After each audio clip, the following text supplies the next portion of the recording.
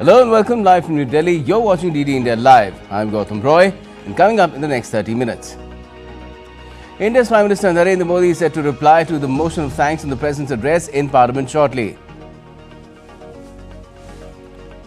China hits back at Trump tariffs with counter levies on American oil, gas and coal, also expands restrictions on export of critical minerals. And the Eastern Congo Rebel Alliance that includes the M23 declares a humanitarian ceasefire days before a crisis meeting between Congolese and Rwandan leaders.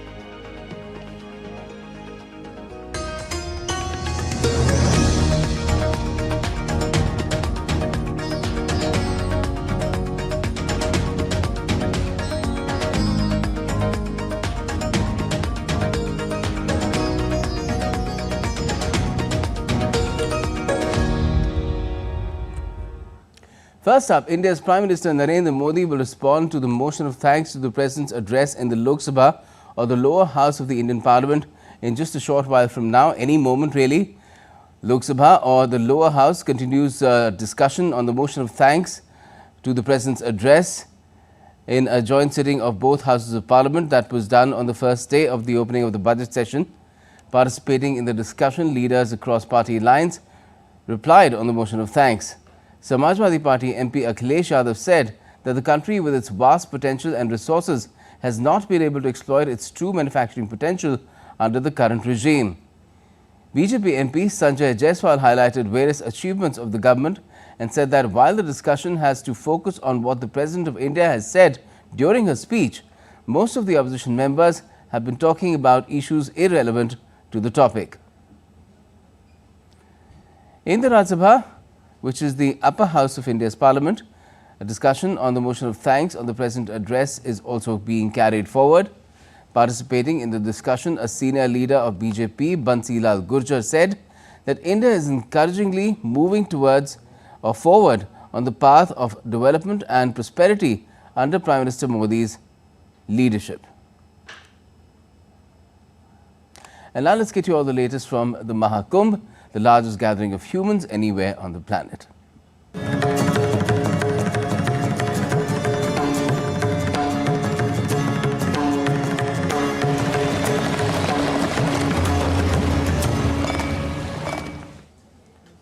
Now, Mahakumbh 2025 at Prayagraj witnessed a special dignitary on Tuesday as the King of Bhutan, Jigme Khesar Namgyal Wangchuk, took part in the grand gathering. The King of Bhutan took a holy dip at the Triveni Sangam during Mahakumbh 2025 at Prayagraj. Accompanied by Uttar Pradesh Chief Minister Yogi Adityanath, the King also participated in a puja and darshan at the sacred site. The visit of the Bhutanese monarch underlines the global spiritual significance of the Mahakumbh, which attracts millions of pilgrims and dignitaries from around the world. Let's now take you across live to the lower house of the Indian Parliament, the Lok Sabha, where you just saw Prime Minister Narendra Modi settling in to his customary seat at the front of the Treasury benches. Along with him, sitting next to him, was Defence Minister Rajnath Singh. He is very shortly set to address Parliament in a reply to the motion of thanks to the President's address, which was delivered by President Draupadi Murmu on the first day of the budget session of Parliament, which is right now ongoing.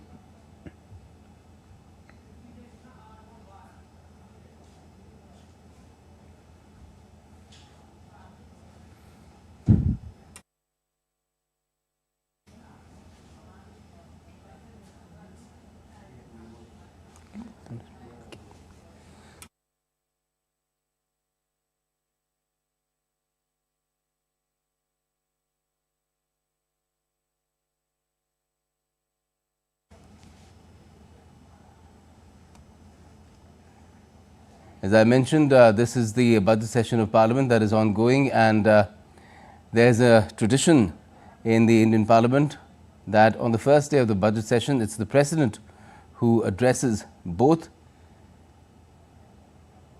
members of both the houses, that is the upper and the lower house, the Rajya Sabha, which is the upper house, and the Lok Sabha in a joint sitting. During her next address to the Parliament, As tribal people, we have been hugely inspired by the election of the tribal lady to the highest office of the country, which has been made possible only because our Prime Minister leadership has deep love for the nation, tribal people. We feel immensely proud whenever the Honorable Madam President addresses the nation, particularly the Parliament. So it is a matter of great distress for us when somebody disrespects her by calling her means and hateful words like bichari. So such comments are crime against the tribal people in Parliament. So learn to respect, honor SC, ST, OBC. We are also the son of the soil. आप लोग देखिए, मोदी जी से आप लोग सीखिए. Upliftment for 5 crores people from tribal community with an allotment of 80,000 crores rupees for this initiative. आप लोग सीखिए. आप लोग ने नोटिस को क्या दिया है? Before 10 years you have given us. क्या हम लोग को दिया है? आप लोग ने दिया है कि arrest, jail, encounter. आप लोग ने दिया है all northeast area. All northeast area you have declared a disturbed area, and you have imposed Armed Force Special Power Act, the power to shoot a person without the authority order. Say, आप लोग. Thank you, sir. Thank you, sir. I raise to support the motion of thanks.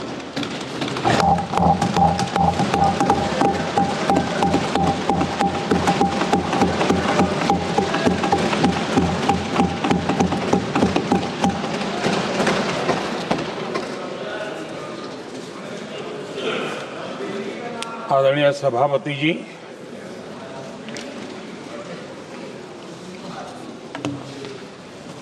आदरणीय राष्ट्रपति जी के संबोधन पर आभार प्रकट करने के लिए मैं उपस्थित हुआ हूं।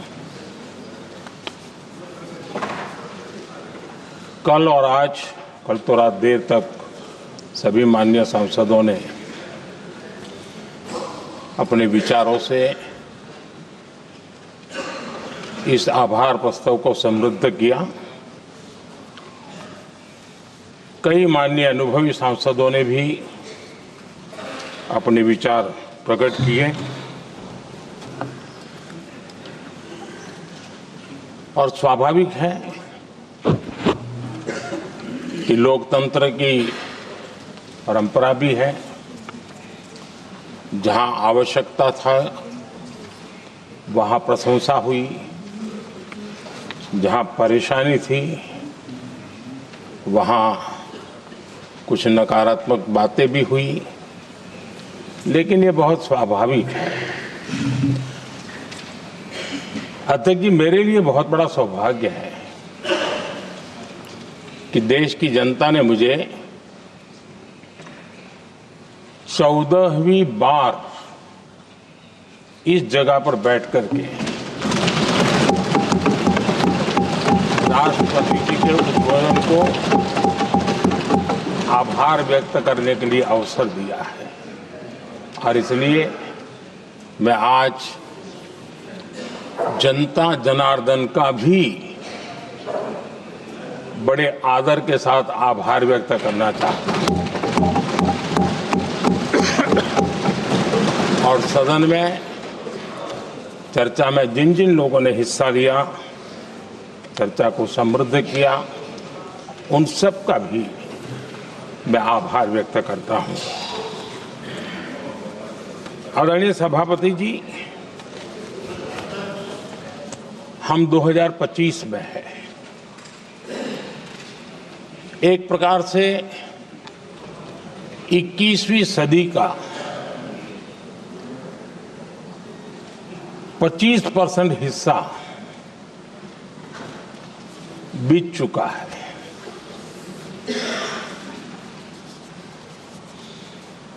समय तय करेगा 20वीं सदी के आजादी के बाद और 21वीं सदी के प्रथम 25 साल में क्या हुआ, कैसा हुआ।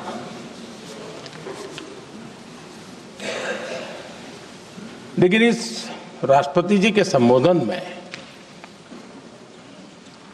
अगर हम बारीकी इसको अध्ययन करेंगे तो ये साफ नजर आता है कि उन्होंने देश के सामने भविष्य के 25 वर्ष और विकसित भारत के लिए एक नया विश्वास जगाने वाली बात,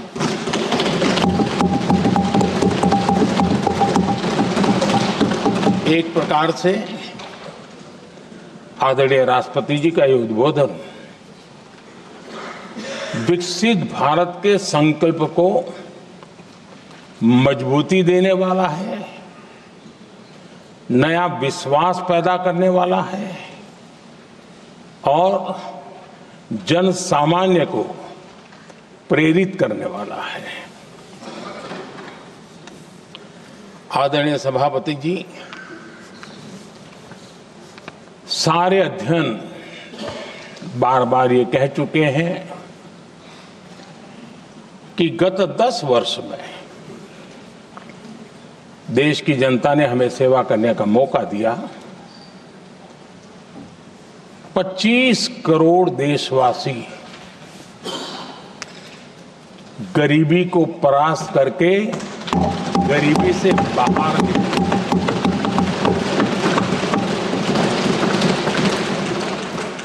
आदरणीय सभापति जी, 5 दशक तक गरीबी हटाओ के नारे सुने हो और अब 25 करोड़ गरीब गरीबी को परास्त करके बाहर निकले, ऐसे ही नहीं हो।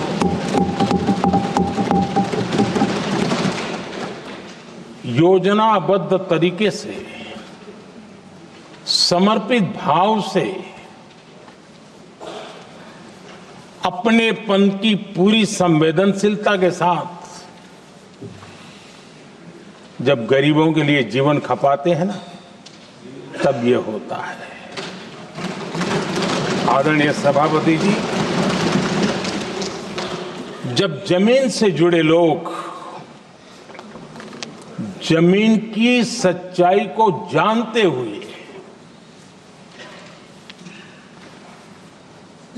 जमीन पर जीवन खपाते हैं, तब जमीन पर बदलाव निश्चित होके रहता है।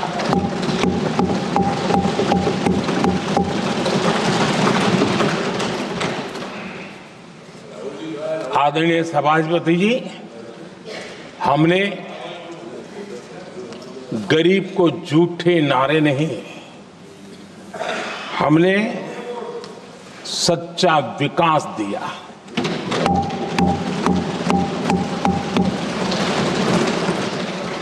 गरीब का दुख, सामान्य मानवी की तकलीफ, मिडिल क्लास के सपने ऐसे ही नहीं समझे जाते। आदरणीय सभापति जी, इसके लिए एक जज्बा चाहिए।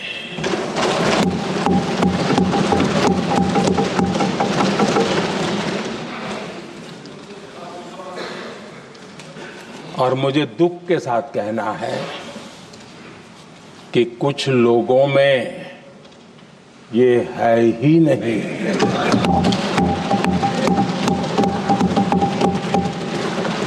आदरणीय सभापति जी,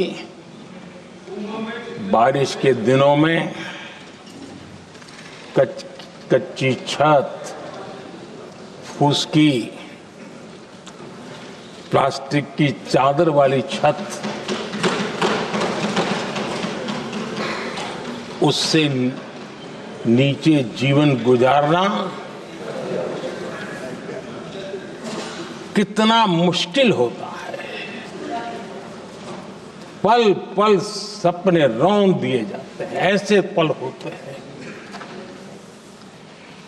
ये हर कोई नहीं समझ सकता। आदरणीय सभापति जी, अब तक गरीबों को 4 करोड़ घर मिले हैं।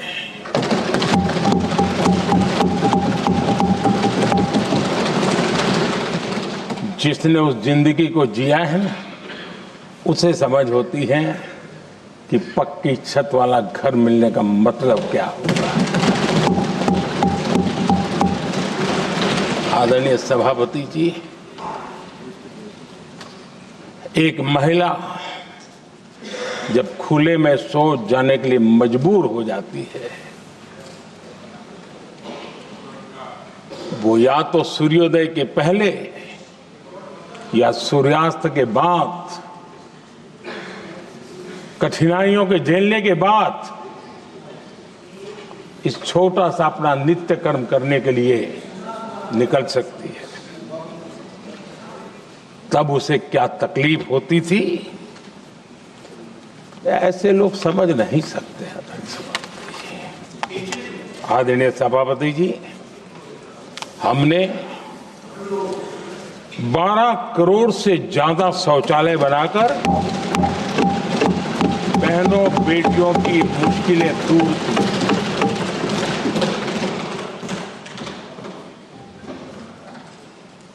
आदरणीय सभापति जी, आजकल मीडिया में ज्यादा ही चर्चा हो रही है,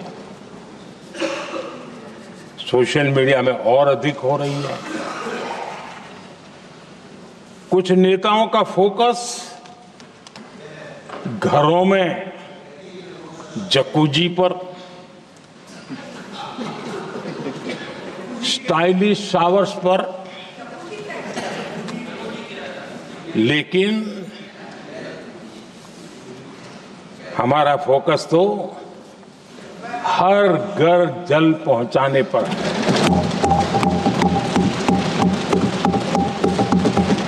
आजादी के 75 साल के बाद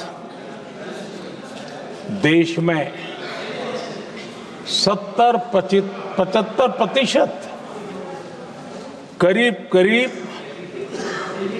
16 करोड़ से भी ज्यादा घरों के पास जल का करने के लिए नल का कनेक्शन नहीं था। हमारी सरकार ने 5 साल में 12 करोड़ परिवारों को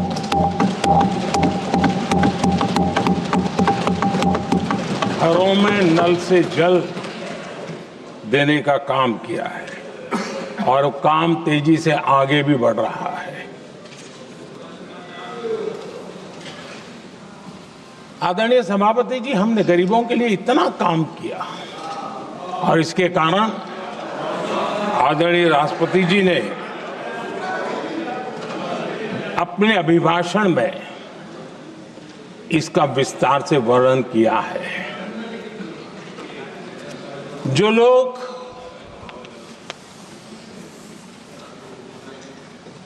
गरीबों की झोंपड़ियों में फोटो सेशन कराकर अपना मनोरंजन करते रहते हैं, उन्हें संसद में गरीबों की बात बोरिंग ही लगेगी।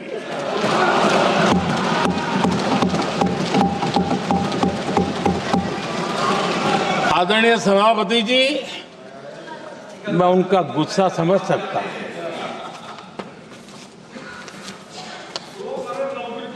आदरणीय सभापति जी,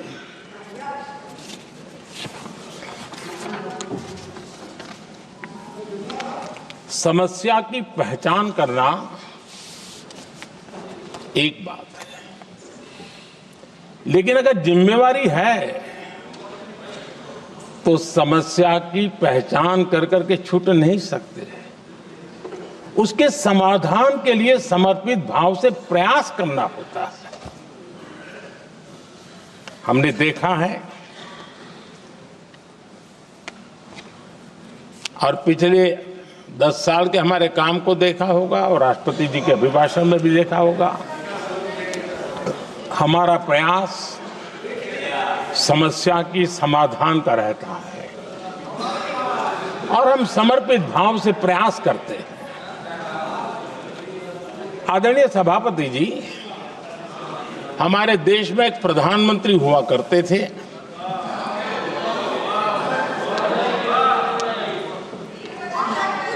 उनको मिस्टर क्लीन करने कहने की एक फैशन हो गई थी। उस प्रधानमंत्री जी को मिस्टर क्लीन कहने की फैशन हो गई थी। उन्होंने एक समस्या को पहचाना था और उन्होंने कहा था कि दिल्ली से 1 रुपया निकलता है तो गांव में 15 पैसा पहुंचता है। अब उस समय तो पंचायत से लेकर पार्लियामेंट तक एक ही पार्टी का राज था। पंचायत से पार्लियामेंट तक एक ही पार्टी का राज था और उस समय उन्होंने सार्वजनिक रूप से कहा था कि 1 रुपया निकलता है 15 पैसा पहुंचता है। बहुत गजब की हाथ सफाई थी।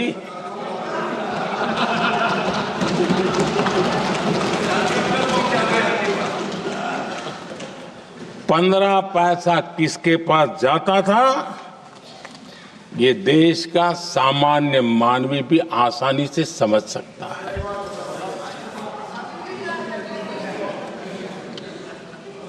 आदरणीय सभापति जी, देश ने हमें अवसर दिया, हमने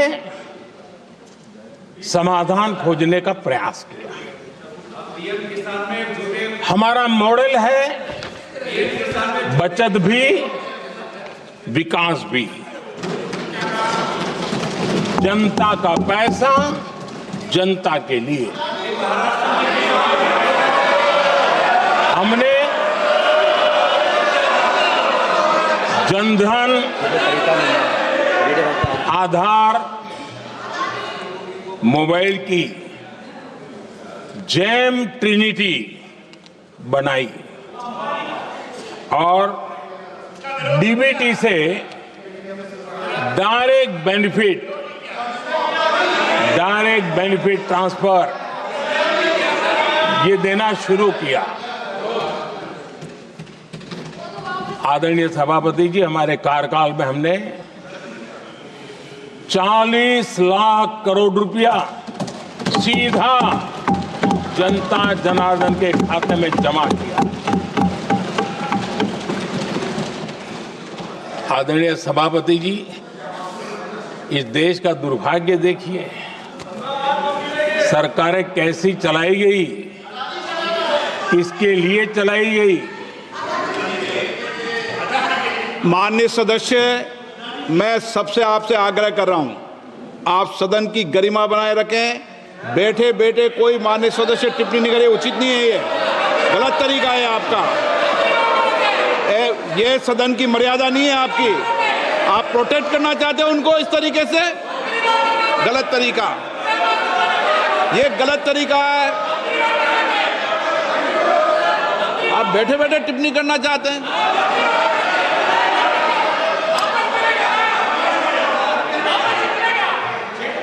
आदरणीय सभापति जी,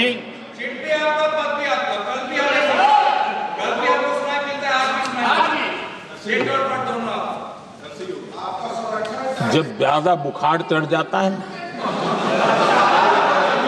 तब लोग कुछ भी बोलते हैं, लेकिन इसके साथ साथ ज्यादा हताशा निराशा फैल जाती है तब भी बहुत कुछ बोलते हैं।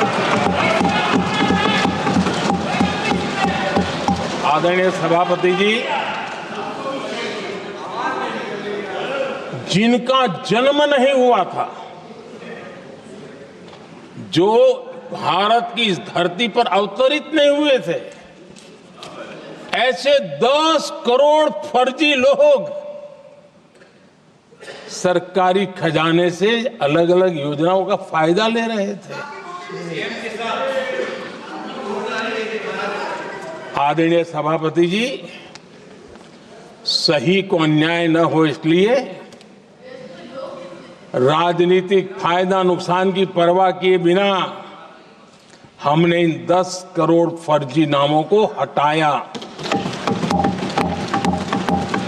और असली लाभार्थियों को खोज खोज करके उन तक मदद पहुंचाने का अभियान चलाया।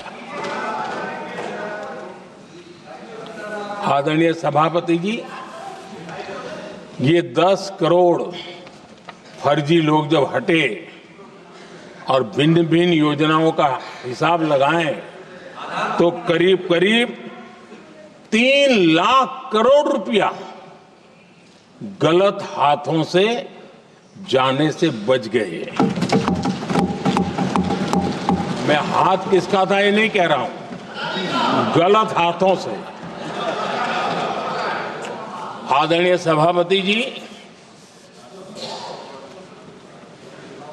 हमने सरकारी खरीद में भी टेक्नोलॉजी का भरपूर उपयोग किया, ट्रांसपेरेंसी लाए और जेम पोर्टल, जो आज राज्य सरकारें भी उसका उपयोग कर रही है, जेम पोर्टल से जो खरीदी हुई उससे आमतौर पर जो खरीदी होती है उससे कम पैसों में खरीदी हुई और सरकार के 1,15,000 करोड़ रुपए की बचत हुई।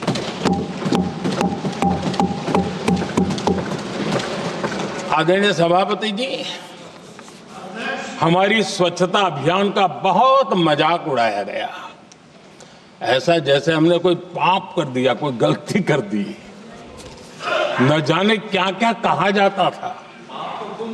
लेकिन आज मुझे संतोष से कहना है कि इन सफाई के कारण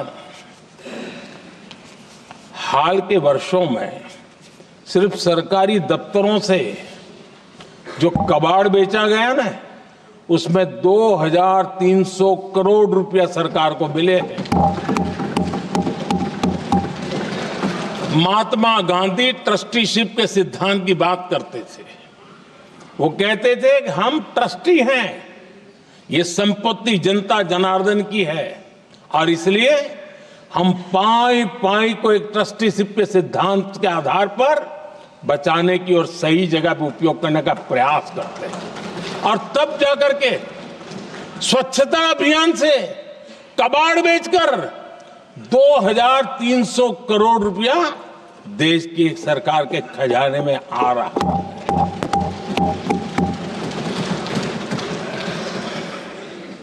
आदरणीय सभापति जी, हमने एक महत्वपूर्ण निर्णय लिया इथेनॉल ब्लेंडिंग का।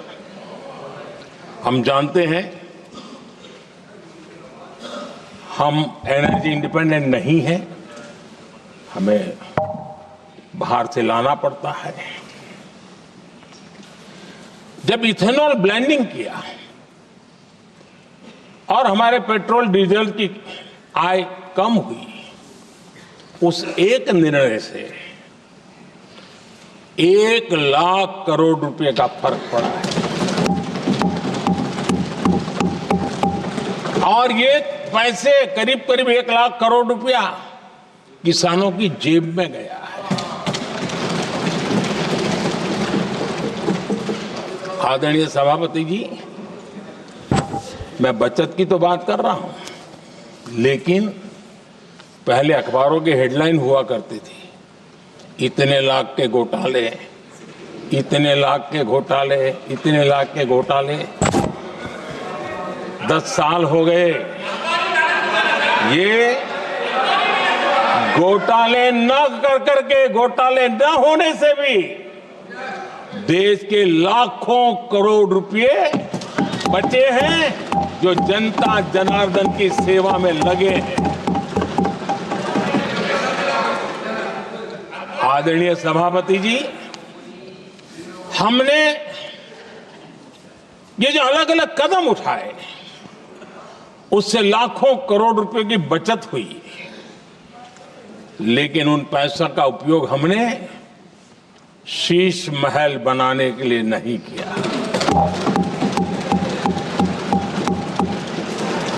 इसका उपयोग हमने देश बनाने के लिए किया है।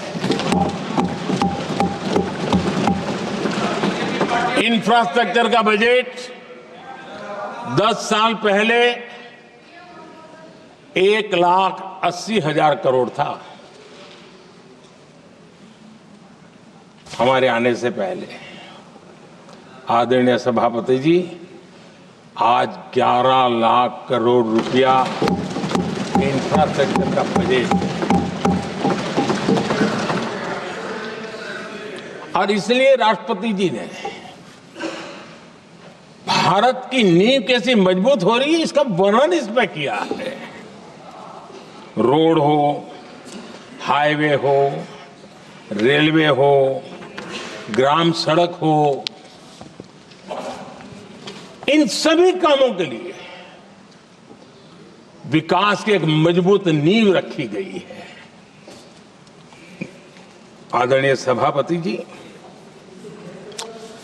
सरकारी खजाने में बचत हुई वो तो एक बात है और वो करना भी चाहिए, जैसा मैंने ट्रस्टीशिप की बात कही, लेकिन हमने इस बात पर भी ध्यान रखा है कि जन सामान्य के उनको भी बचत का लाभ मिलना चाहिए। योजना ऐसी हो ताकि जनता को भी बचत हो। और आपने देखा होगा आयुष्मान भारत योजना,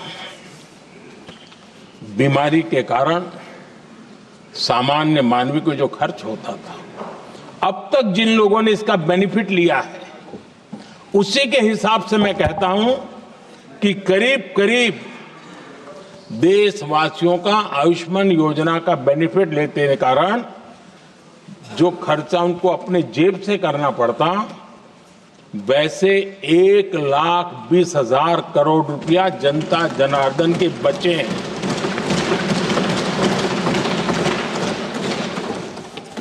ये आवश्यक है कि अब जैसे जन औषधि केंद्र, आज मध्यम वर्ग के परिवार में 60-70 साल उम्र के परिवार के स्वजन हो तो स्वाभाविक है कोई न कोई बीमारी आ ही जाती है, दवाई का खर्चा भी होता है, दवाएं महंगी भी होती है। हमने जब से जन औषधि केंद्र खोले हैं जिसमें 80% डिस्काउंट होता है, और उसके कारण जिन परिवारों ने इन जन औषधि केंद्रों से दवाइयां ली हैं उनके करीब करीब 30,000 करोड़ रुपए दवाई को खर्चा बचा।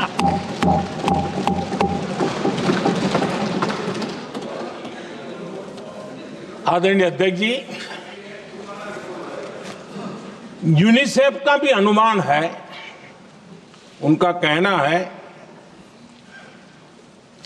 कि जिसके घर में स्वच्छता और टॉयलेट बना, उन्होंने इसका बड़ा सर्वे किया था, उस परिवार को करीब करीब साल भर में 70,000 रुपए की बचत हुई है।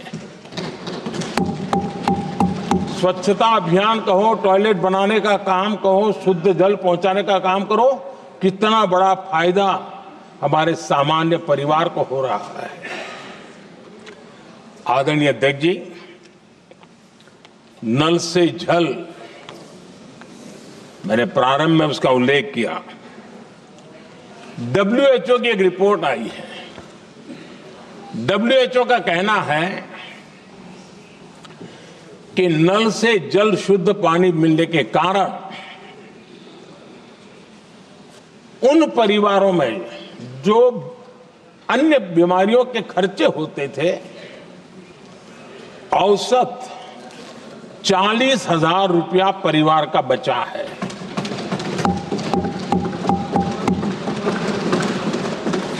मैं ज्यादा गिन नहीं रहा हूं, लेकिन ऐसी अनेक योजना है जिन योजनाओं ने सामान्य मानवी के खर्च में बचत की है। आदरणीय सभापति जी, करोड़ों देशवासियों को मुफ्त अनाज, उसके भी उस परिवार के हजारों रुपये बचते हैं। पीएम सूर्यघर मुफ्त बिजली योजना, जहां जहां ये योजना लागू हुई, इन परिवारों को औसतन साल भर के 25 से 30 हजार रुपये बिजली की बचत हो, पैसों में बचत हो रही है, खर्च में बचत हो रही है। और अगर ज्यादा बिजली है तो बेच करके कमाई कर रहा है वो अलग, यानी सामान्य मानवी की बचत भी। हमने एलईडी बल्ब का एक अभियान चलाया था। आपको मालूम है कि हमारे आने से पहले एलईडी बल्ब 400 रुपये में बिकते थे। हमने इतना अभियान चलाया, उसकी कीमत 40 रुपये हो गई। और एलईडी बल्ब के कारण बिजली की भी बचत हुई और उजाला भी ज्यादा मिला, और उसमें देशवासियों के करीब 20,000 करोड़ रुपए बचे हैं।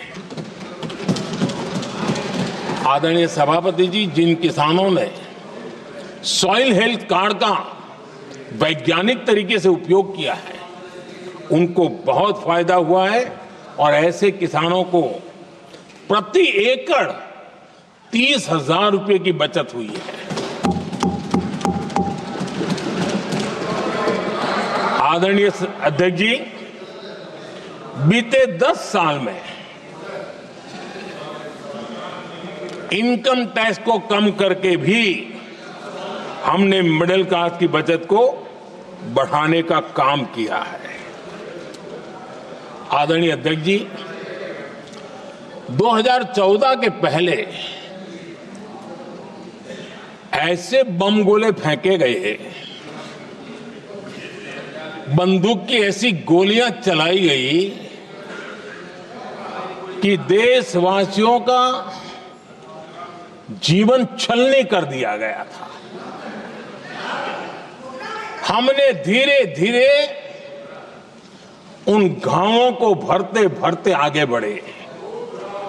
2 लाख करोड़ रुपया, 2 लाख रुपया 2013-14 में 2 लाख रुपये, सिर्फ 2 लाख रुपये, उस पर इनकम टैक्स माफी थी। और आज 12 लाख रुपये संपूर्ण रूप से इनकम टैक्स से मुक्ति। और हमने बीच के कालखंड में भी, 14 में भी, 17 में भी, 19 में भी, 23 में भी हम लगातार ये करते आए, घाव भरते गए। और आज बैंडेज बाकी था, वो भी कर लिया। स्टैंडर्ड डिडक्शन, उसके अगर 75,000 जोड़ दें तो 1 अप्रैल के बाद देश में जो सैलरीड क्लास है उनके 13.25 लाख रुपए तक कोई इनकम टैक्स नहीं देना पड़ेगा।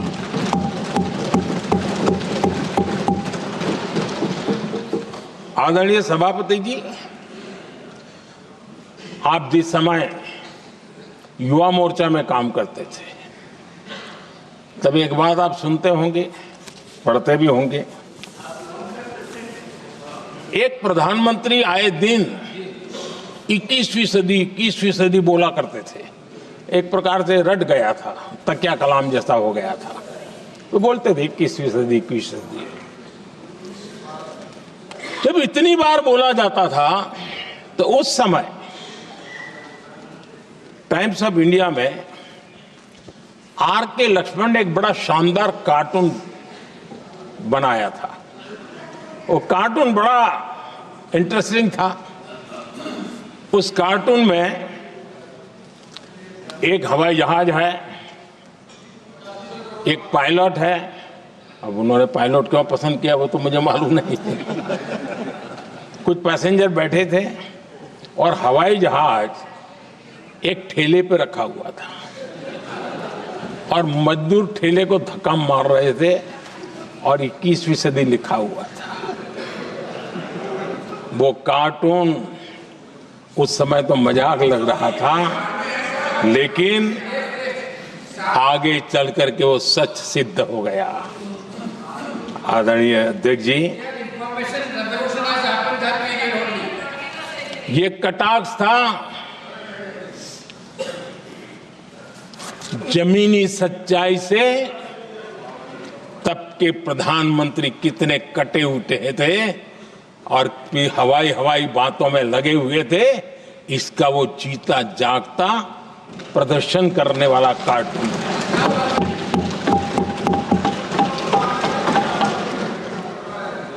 आदरणीय अध्यक्ष जी, जिन्होंने तब 21वीं सदी की बातें की थी, वो 20वीं सदी की जरूरतों को भी पूरा कर नहीं पाए थे। आदरणीय अध्यक्ष जी, आज जब मैं देखता हूं, पिछले 10 साल से सारे बीतों को बारीकी से देखने का अवसर मिला है, तो मुझे बड़ा दर्द होता है। हम 40-50 साल लेट हैं, जो काम 40-50 साल पहले हो जाने चाहिए थे। और इसलिए ये साल जब 2014 से देश की जनता ने हमको सेवा का अवसर दिया, हमने ज्यादा से ज्यादा युवाओं पर फोकस किया। हमें युवाओं की आकांक्षाओं पर बल दिया। हमने युवाओं के लिए ज्यादा अवसर बनाए। हमने कई क्षेत्रों को खोल दिया और जिसके कारण हम देख रहे हैं देश के युवा अपने सामर्थ्य का परचम लहरा रहे हैं। देश में हमने स्पेस सेक्टर को खोल दिया, डिफेंस सेक्टर को खोला, सेमीकंडक्टर मिशन लेकर के आए, इनोवेशन को बढ़ावा देने के लिए अनेक नई योजनाओं को हमने आकार दिया। स्टार्टअप इंडिया इकोसिस्टम पूरा डेवलप किया और इस बजट में भी आदरणीय अध्यक्ष जी एक बहुत महत्वपूर्ण निर्णय हुआ है। 12 लाख की आय पर इनकम टैक्स की माफी, ये समाचार इतना बड़ा बन गया कि बहुत सी महत्वपूर्ण चीजों पर अभी भी कुछ लोगों का ध्यान नहीं गया है। वो महत्वपूर्ण निर्णय हुआ है, हमने न्यूक्लियर एनर्जी सेक्टर को ओपन कर दिया और इसके दूरगामी सकारात्मक प्रभाव और परिणाम देश को देखने के लिए मिलने वाले हैं। आदरणीय अध्यक्ष जी, AI, 3D printing, robotics, virtual reality की चर्चा हम तो गेमिंग का भी महात्मा क्या होता है इसके लिए भी प्रयास करने वाले लोगों में से। मैंने देश के नौजवानों से कहा है कि दुनिया का गेमिंग क्रिएशन का, क्रिएटिविटी वर्ल्ड का कैपिटल भारत क्यों न बने। और मैं देख रहा हूं बहुत तेजी से हमारे लोग काम कर रहे हैं।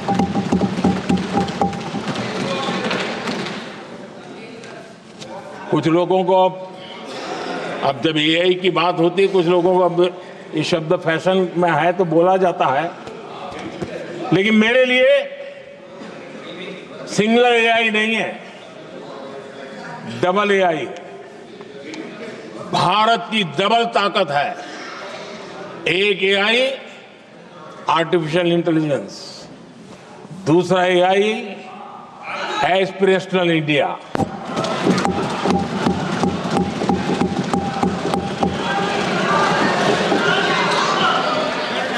स्कूलों में 10,000 टिंकरिंग लैब्स शुरू किए और आज उन टिंकरिंग लैब से निकले बच्चे रोबोटिक्स बना करके लोगों को चकित कर रहे हैं। और इस बजट में 50,000 नए टिंकरिंग लैब्स उसका प्रावधान किया गया। भारत वो देश है जिसके इंडिया एआई मिशन को लेकर के पूरी दुनिया बहुत आशावादी है और विश्व के एआई प्लेटफॉर्म में भारत की मौजूदगी एक महत्वपूर्ण स्थान प्राप्त कर चुकी है। आदरणीय अध्यक्ष जी, इस साल बजट में हमने डीप टेक के डोमेन को में इन्वेस्टमेंट की बात की है और डीप टेक मैं समझता हूं हमारे लिए तेज गति से आगे बढ़ने के लिए और 21वीं सदी पूरी तरह टेक्नोलॉजी ड्रिवन सेंचुरी है।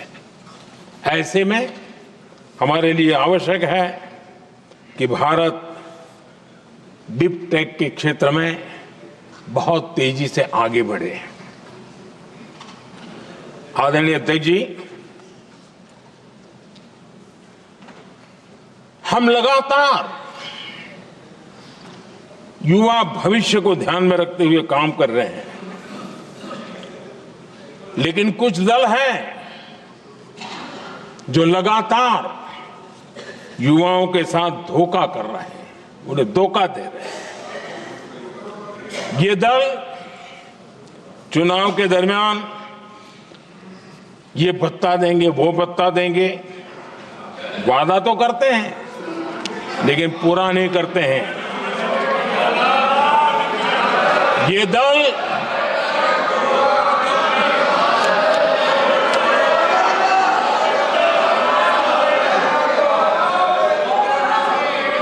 प्लीज माननीय सदस्य गरिमा प्रतिष्ठा बनाए रखें। भारत की संसद में आप प्लीज बैठे बैठे टिप्पणी नहीं करें और नए माननीय सदस्य बैठे बैठे टिप्पणी कर रहे हैं। आदरणीय अध्यक्ष जी, ये दल युवाओं के भविष्य पर आपदा बनकर गिरे हुए हैं।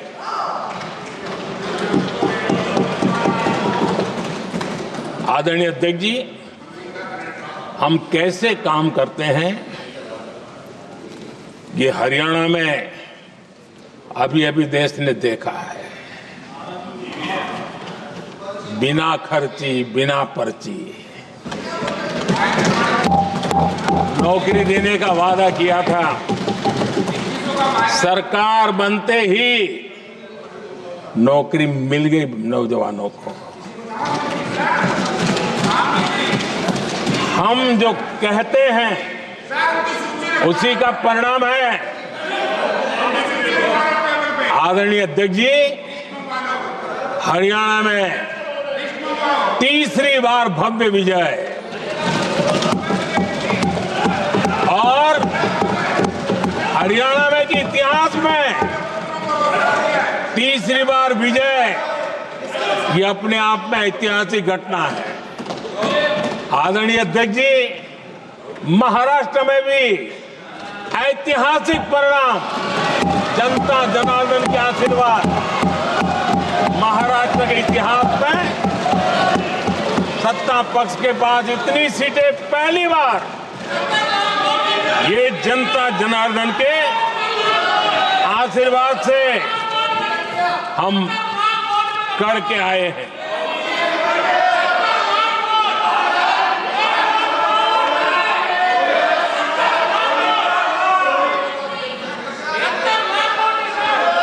कुछ समझते आदरणीय अध्यक्ष जी, कल जवाब दिया था ना आपको। चलिए। आदरणीय राष्ट्रपति जी ने अपने अभिभाषण में हमारे संविधान के 75 वर्ष होने पर भी विस्तार से चर्चा की है। आदरणीय अध्यक्ष जी, संविधान में जो धाराएं हैं उसके साथ साथ संविधान का एक स्पिरिट भी है और संविधान को मजबूती देने के लिए संविधान की भावना को जीना पड़ता है। और मैं आज उदाहरणों के साथ बताना चाहता हूं। हम वो लोग हैं जो संविधान को जीते हैं।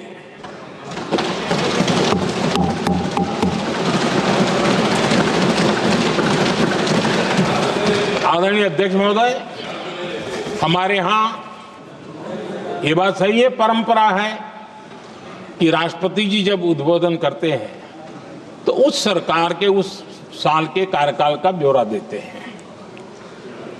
उसी प्रकार से राज्यों में गवर्नर का जो उद्बोधन होता है सदन में, वो उस राज्य के कार्यकलापों का ब्यौरा देते हैं। संविधान और लोकतंत्र का स्पिरिट क्या होता है? जब गुजरात के 50 वर्ष हुए, गोल्डन जुबली ईयर मना रहे थे और सद्भाग्य से मुझे उस समय मुख्यमंत्री के रूप में सेवारत था मैं, तो हमने एक महत्वपूर्ण निर्णय किया। हमने किया इस गोल्डन जुबली ईयर में पिछले 50 वर्ष में सदन में जितने भी गवर्नर के भाषण हुए, मतलब उस समय की सरकारों का ही वाहवाही उसमें होती है, हमने कहा कि उन 50 साल में जितने भी गवर्नर के भाषण हुए हैं सबको ही एक पुस्तक के रूप में तैयार किया जाए, ग्रंथ बनाया जाए और आज सभी लाइब्रेरीज में वो ग्रंथ अवेलेबल है। मैं तो बीजेपी वाला था, गुजरात में तो ज्यादातर कांग्रेस की सरकारें रही थी, उन सरकारों के गवर्नर के भाषण थे, लेकिन उसको भी प्रसिद्ध कराने का काम भाजपा से बना एक मुख्यमंत्री कर रहा था। क्यों? हम संविधान को जीना जानते हैं, हम संविधान को समर्पित है, हम संविधान के स्पिरिट को समझते हैं। आदरणीय अध्यक्ष जी, आप जानते हैं 2014 में जब हम आए तब मान्य विपक्ष नहीं था, रिकॉग्नाइज्ड अपोजिशन पार्टी नहीं थी, उतने अंक भी लेकर के कोई नहीं आए थे। भारत के अनेक कानून ऐसे थे कि हमें पूरी स्वतंत्रता थी उस कानून के हिसाब से काम करने की। अनेक कमेटियां ऐसी थी जिसमें लिखा था लीडर्स ऑफ अपोजिशन उसमें आएंगे, लेकिन अपोजिशन था ही नहीं, रिकॉग्नाइज अपोजिशन नहीं था। ये हमारा संविधान जीने का स्वभाव था, ये हमारा संविधान का स्पिरिट था, ये हमारी लोकतंत्र की मर्यादाओं का पालन करने का इरादा था। हमने तय किया कि भले मान्य विपक्ष नहीं होगा, रिकॉग्नाइज अपोजिशन नहीं होगा, लेकिन जो सबसे बड़े दल का सब नेता है उसको मीटिंगों में बुलाएंगे। ये लोकतंत्र का स्पिरिट होता है, तब होता है।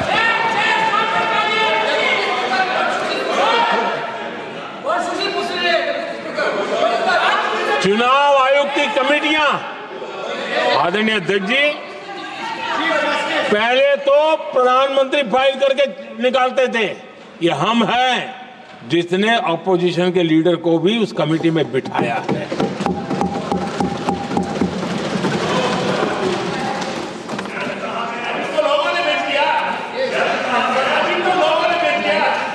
और हमने इसके लिए कानून भी बनाया और आज विधिवत रूप से इलेक्शन कमीशन बनेगा तो अपोजिशन लीडर भी उसके निर्णय की प्रक्रिया में हिस्सा होंगे।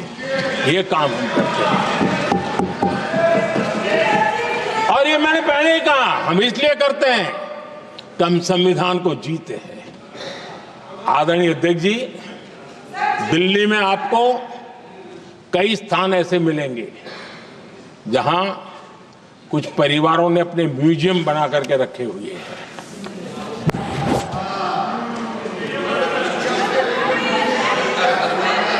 जनता जनार्दन के पैसों से काम हो रहा है। लोकतंत्र का स्पिरिट क्या होता है, संविधान को जीना किसको कहते हैं, हमने पीएम म्यूजियम बनाया और देश के पहले से लेकर के मेरे पूर्व तक के सभी प्रधानमंत्रियों के जीवन को और उनके कार्य को उस पीएम म्यूजियम बनाया गया है। और मैं तो चाहूंगा कि पीएम म्यूजियम में जो जो महापुरुष हैं उनके परिवारजनों ने समय निकाल करके उस म्यूजियम को देखना चाहिए और उसमें कुछ जोड़ने के लगता है तो सरकार का ध्यान आकर्षित करना चाहिए ताकि वो म्यूजियम समृद्ध हो और देश के बालकों को प्रेरणा। ये होता है संविधान की भावना। अपने लिए तो सब करते हैं, खुद के लिए जीने वालों की जमात बहुत छोटी नहीं है। संविधान के लिए जीने वाले यहां बैठे हैं।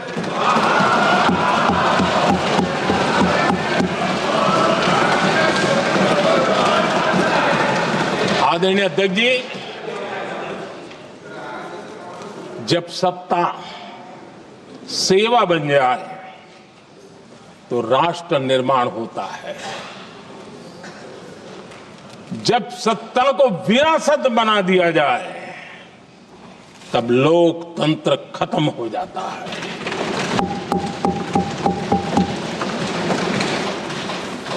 आदरणीय अध्यक्ष जी, हम संविधान की भावना को लेकर के चलते हैं। हम जहर की राजनीति नहीं करते हैं।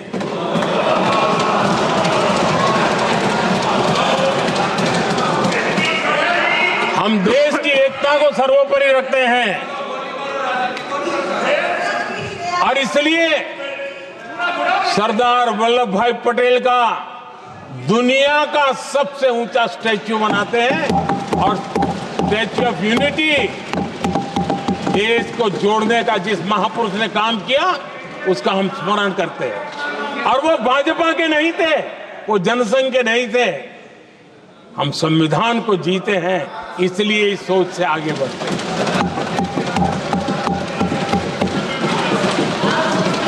आदरणीय अध्यक्ष जी, ये देश का दुर्भाग्य है कि आजकल कुछ लोग अर्बन नक्सल की भाषा खुलेआम बोल रहे हैं।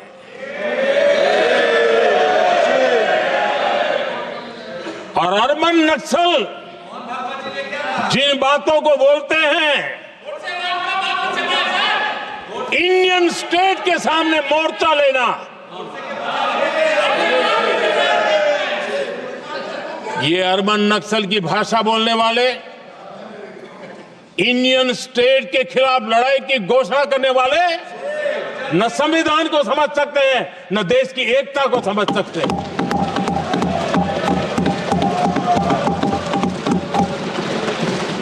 आदरणीय अध्यक्ष जी,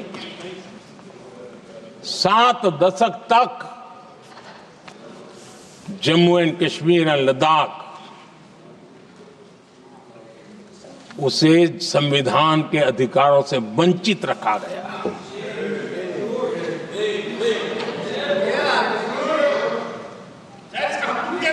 यह संविधान के साथ भी अन्याय था और जम्मू कश्मीर और लद्दाख के लोगों के साथ भी अन्याय था।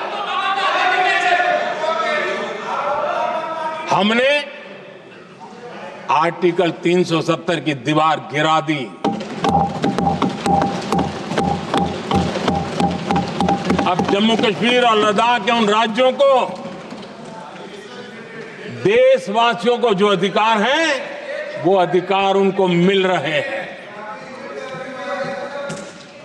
और संविधान का महात्म्य हम जानते हैं, संविधान की भावना को जीते हैं, इसलिए ऐसे मजबूत निर्णय भी हम करते हैं। आदरणीय अध्यक्ष जी, हमारा संविधान हमें भेदभाव करने का अधिकार नहीं देता है। जो लोग संविधान को जेब में लेकर के जीते हैं, उनको पता नहीं है कि आपने मुस्लिम महिलाओं को कैसी मुसीबतों में जीने के लिए मजबूर कर दिया था। हमने ट्रिपल तलाक का खात्मा कर करके संविधान की भावना के अनुरूप मुस्लिम बेटियों को हक देने का काम किया है, समानता का अधिकार दिया है।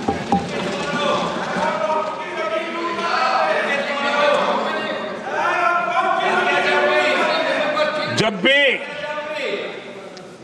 देश में एनडीए की सरकार रही है, हमने एक लंबे विजन के साथ काम किया है। पता नहीं देश को बांटने के लिए किस किस प्रकार की भाषाओं का प्रयोग किया जा रहा है। हताशा, निराशा पता नहीं उनको कहां तक ले जाएगी, लेकिन हमारी सोच कैसी है, एनडीए के साथी मिलकर के किस दिशा में सोचते हैं। हमारे लिए जो पीछे है, जो आखिरी है, और महात्मा गांधी जी ने जो कहा था, उसकी तरफ हमारा ध्यान ज्यादा है। और उसी का परिणाम है कि अगर हम मंत्रालयों की रचना करते हैं, तो भी मंत्रालय कौन सा बनाते हैं? पूर्वोत्तर के लिए अलग मंत्रालय बनाते हैं।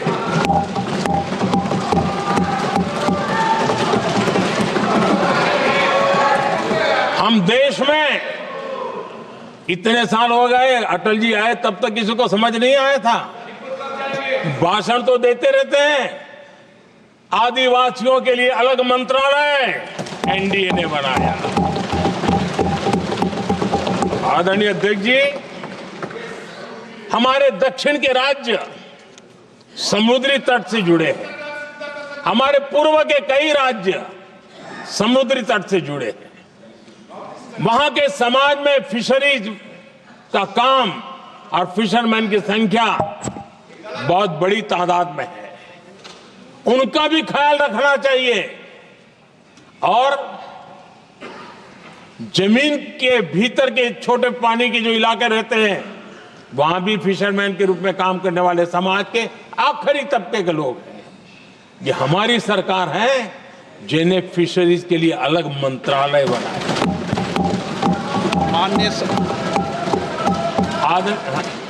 माननीय सदस्यों, अगर सभा की सहमति हो तो सभा की कार्रवाई इस विषय की समाप्ति तक बढ़ा दी जाए।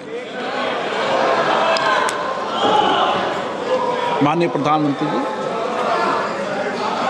आदरणीय अध्यक्ष जी, समाज के दबे कुचले वंचित लोग, इनके अंदर एक सामर्थ्य होता है। अगर स्किल डेवलपमेंट पर बल दिया जाए तो उनके लिए नए अवसर बन सकते हैं, उनकी आशा आकांक्षा के अनुरूप जिंदगी बना सकते हैं। और इसलिए हमने अलग स्किल मंत्रालय बनाया। आदरणीय अध्यक्ष जी, देश में लोकतंत्र का पहला धर्म होता है कि हम सत्ता को सामान्य से सामान्य नागरिक तक उसका अवसर मिले। और इस बात को ध्यान में रखते हुए भारत के कोऑपरेटिव सेक्टर को और समृद्ध बनाने के लिए और तंदुरुस्त बनाने के लिए देश के करोड़ों लोगों को जोड़ने का उसमें अवसर है। अनेक क्षेत्रों में कोऑपरेटिव मूवमेंट को बढ़ाया जा सकता है और उसको ध्यान में रखते हुए हमने अलग कोऑपरेटिव मंत्रालय बनाया। विजन क्या होता है ये यहां पता चलता है। आदरणीय अध्यक्ष जी, जाति की बातें करना कुछ लोगों के लिए फैशन बन गई है। पिछले 30 साल से सदन में आने वाले ओबीसी समाज के सांसद दलों के भेदभाव से ऊपर उठ करके एक होकर के 30-35 साल से मांग कर रहे थे कि ओबीसी कमीशन को संवैधानिक दर्जा दिया जाए। जिन लोगों को आज जातिवाद में मलाई दिखती है, उनको उस समय ओबीसी समाज की याद नहीं आई। ये हम हैं जिन्होंने ओबीसी समाज को संवैधानिक दर्जा दिया। पिछड़ा वर्ग आयोग आज संवैधानिक व्यवस्था में जो है। आदरणीय अध्यक्ष जी, हर सेक्टर में एससी, एसटी, ओबीसी को ज्यादा से ज्यादा अवसर मिले, उस दिशा में हमने बहुत मजबूती के साथ काम किया है। मैं आज इस सदन के माध्यम से देशवासियों को उनके सामने एक अहम सवाल रखना चाहता हूं। और अध्यक्ष महोदय, जरूर देशवासी मेरे इस सवाल पर चिंतन भी करेंगे और चौराहे पर चर्चा भी करेंगे। कोई मुझे बताएं, क्या एक ही समय में संसद में एससी वर्ग के एक ही परिवार के 3 सांसद कभी हुए हैं क्या? एससी वर्ग के एक ही परिवार के 3 सांसद कभी भी हुए क्या?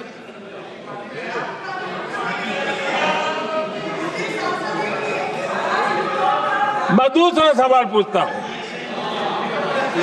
कोई मुझे बताए कि एक ही कालखंड में, एक ही समय में संसद में एसटी वर्ग के एक ही परिवार के 3 एमपी हुए हैं क्या?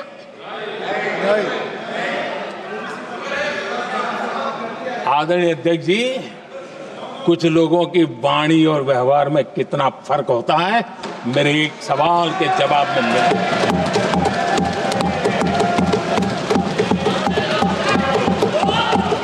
जमीन आसमान का अंतर होता है, रात दिन का अंतर होता है।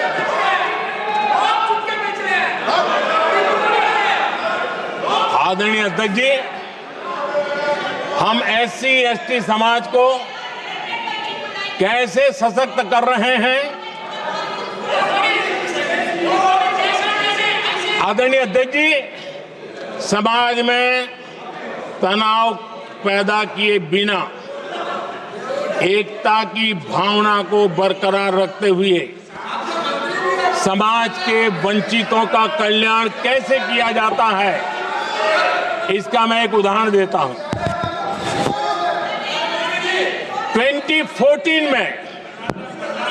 2014 में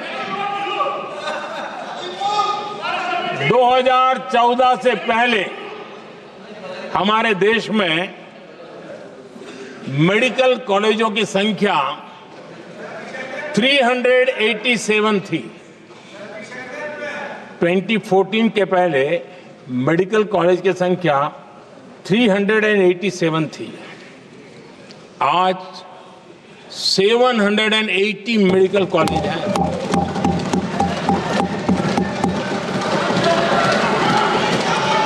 अब मेडिकल कॉलेज बड़े हैं तो सीटें भी बड़ी हैं। ये बहुत महत्वपूर्ण एंगल है आदरणीय अध्यक्ष जी,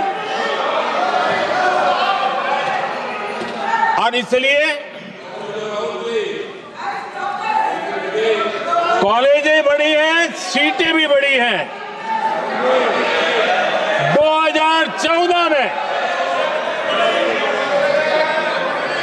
2014 में हमारे देश में एससी छात्रों की 2014 से पहले हमारे देश में एससी छात्रों की एमबीबीएस की सीट 7,700 थी।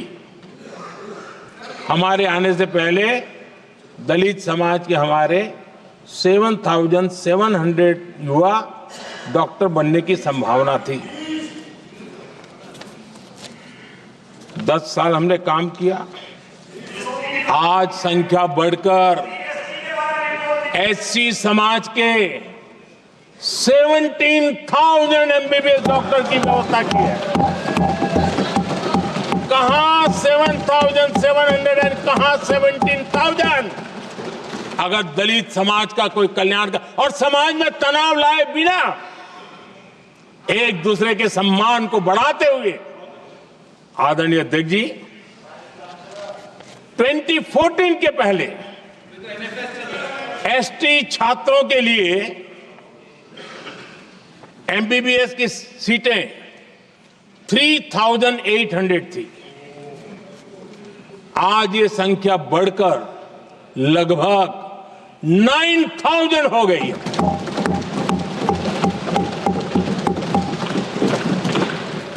(2014) के पहले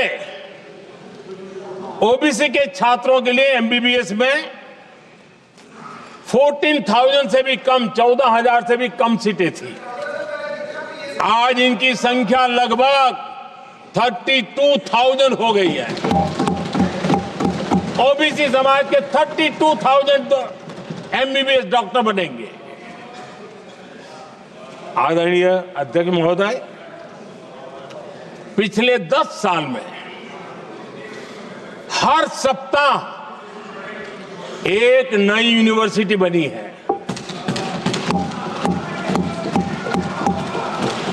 हर दिन एक नई आईटीआई बनी है। हर 2 दिन में एक नया कॉलेज खुला है। सोचिए, एससी, एसटी, ओबीसी हमारे युवा युवतियों के लिए कितनी वृद्धि हुई है, इसका आप अंदाज लगा सकते हैं। आदरणीय अध्यक्ष जी, हम हर योजना के पीछे लगे हैं 100% सिचुएशन, 100% उसको लागू करें। उसके जो भी लाभार्थी हैं वो उसमें छूट न जाए, उस दिशा में हम काम कर रहे हैं। पहले, ताकि हम चाहते हैं कि जिसका हक है उसको मिलना चाहिए। अगर योजना है, उसका हक है, तो उस तक पहुंचना चाहिए। 1 रुपया और 15 पैसा वाला खेल नहीं चल सकता। लेकिन कुछ लोगों ने क्या किया, मॉडल ही ऐसा बनाया कि कुछ ही लोगों को दो, औरों को तड़पाओ और तुष्टीकरण की राजनीति करो। देश विकसित भारत बनाने के लिए तुष्टीकरण से मुक्ति पानी होगी। हमने रास्ता चुना है संतुष्टीकरण, तुष्टीकरण नहीं, संतुष्टीकरण, और उस रास्ते पर हम चले हैं। हर समाज, हर वर्ग के लोगों को बिना भेदभाव के जो उसके हक का है वो उसको मिलना चाहिए। ये है संतुष्टीकरण। और मेरे हिसाब से जब मैं 100% सैचुरेशन की बात करता हूं तो उसका मतलब होता है एक असल में सामाजिक न्याय है, ये असल में सेकुलरिज्म है, और असल में ये संविधान का सम्मान है। आदरणीय अध्यक्ष जी, संविधान की भावना है सबको बेहतर स्वास्थ्य मिले, और आज कैंसर डे भी है। देश भर में और दुनिया भर में आज हेल्थ को लेकर के काफी चर्चा भी हो रही है। लेकिन कुछ लोग हैं जो गरीब को, बुजुर्गों को आरोग्य की सेवाएं मिले उसमें अड़ंगे डाल रहे हैं, और वो भी अपने राजनीतिक स्वार्थ के कारण।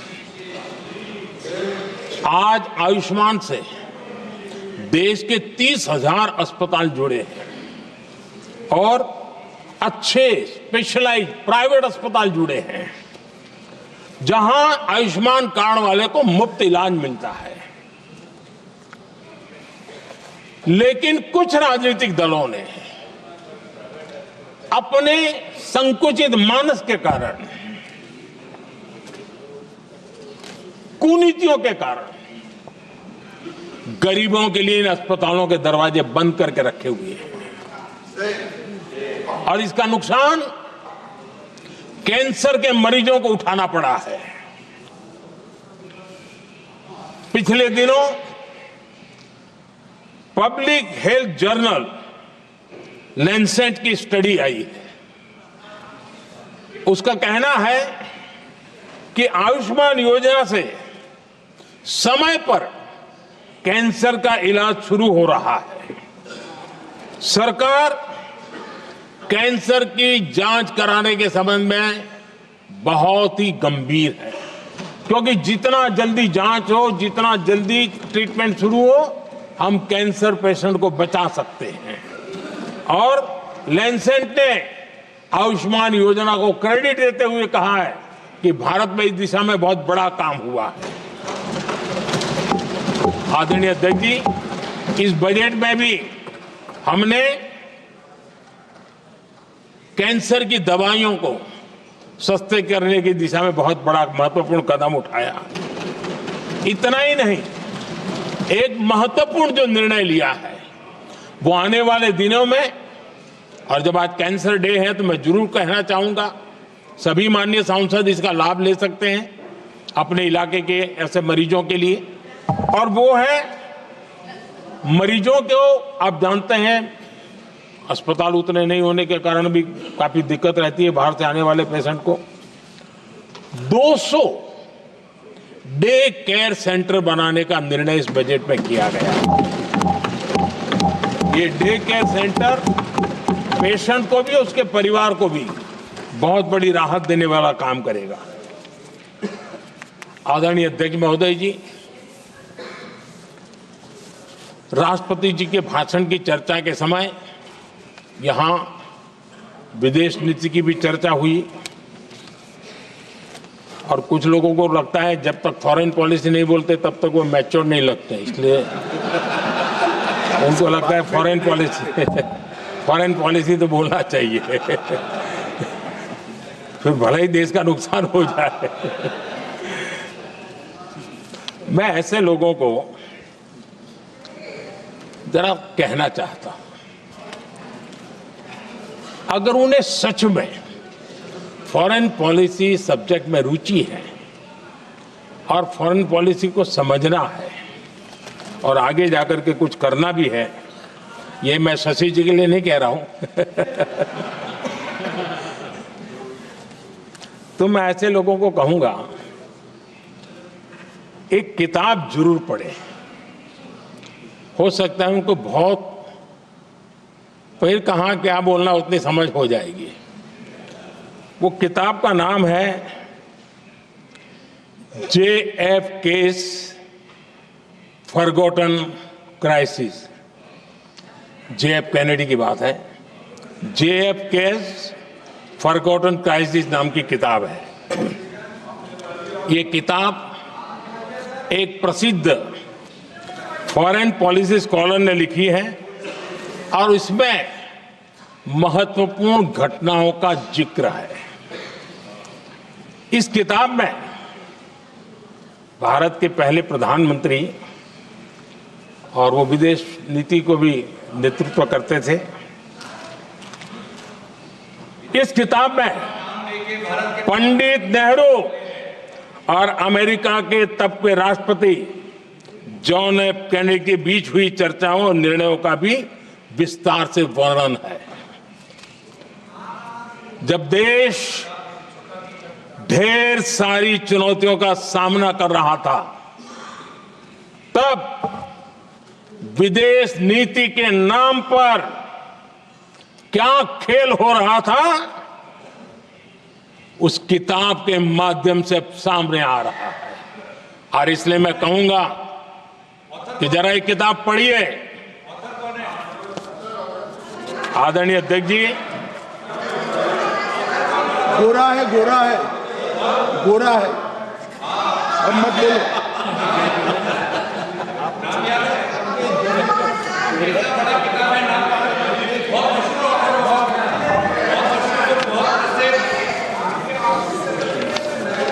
आदरणीय अध्यक्ष जी, राष्ट्रपति जी के अभिभाषण के बाद एक महिला राष्ट्रपति जी एक गरीब परिवार की बेटी, उनका सम्मान न कर सके, आपकी मर्जी, लेकिन क्या क्या कहकर उनको अपमानित किया जा रहा है।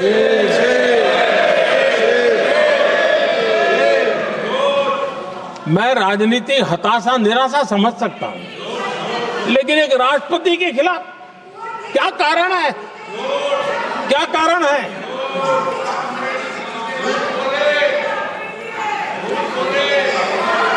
आदरणीय अध्यक्ष जी, आज भारत इस प्रकार की विकृत मानसिकता को छोड़ करके, उस सोच को छोड़ करके विमेन लेड डेवलपमेंट के मंत्र को लेकर के आगे बढ़ रहा है। अगर आधी आबादी उसको अगर पूरा अवसर मिले तो भारत 2 गुनी रफ्तार से आगे बढ़ सकता है, और ये मेरा विश्वास है। 25 साल से इस क्षेत्र में काम करने के बाद मेरा विश्वास और दृढ़ हुआ है। आदरणीय अध्यक्ष जी, पिछले 10 साल में सेल्फ हेल्प ग्रुप्स अब तक 10 करोड़ नई महिलाएं एसएचजी में जुड़ी है, और ये महिलाएं वंचित परिवारों से, ग्रामीण बैकग्राउंड से,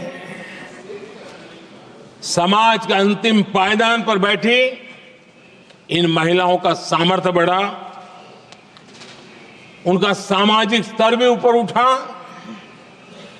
और सरकार ने इनकी मदद 20 लाख रुपए तक बढ़ा दी है, ताकि वो इस काम को आगे बढ़ा सके। उनकी कार्यक्षमता बढ़े, उसका स्केल बढ़े, उस दिशा में हम प्रयास कर रहे हैं, और उसका आज ग्रामीण अर्थव्यवस्था पर बहुत ही सकारात्मक प्रभाव हो रहा है। आदरणीय अध्यक्ष जी, राष्ट्रपति जी ने अपने अभिभाषण में लखपति दीदी अभियान की चर्चा की है। हमारी नई सरकार तीसरी बार बनने के बाद अब तक जो जानकारियां रजिस्टर हुई है, उस हिसाब से 50 लाख से ज्यादा लखपति दीदी की जानकारी हम तक पहुंची है। और जब से मैंने इस योजना को आगे बढ़ाया है, अब तक करीब करीब 1.25 करोड़ महिलाएं लखपति दीदी बनी हैं, और हमारा लक्ष्य है कि हम 3 करोड़ महिलाओं को लखपति दीदी बनाएंगे, और इसके लिए आर्थिक कार्यक्रमों का बल दिया जाएगा। आदरणीय अध्यक्ष जी, आज देश के अनेक गांवों में ड्रोन दीदी की चर्चा हो रही है। एक मनोवैज्ञानिक परिवर्तन गांवों में आया है। महिला के हाथ में ड्रोन चलाते हुए देख के गांव के लोगों का महिला के प्रति देखने का नजरिया बदल रहा है, और आज नमो ड्रोन दीदी खेतों में काम कर करके लाखों रुपया कमाने लगी हैं।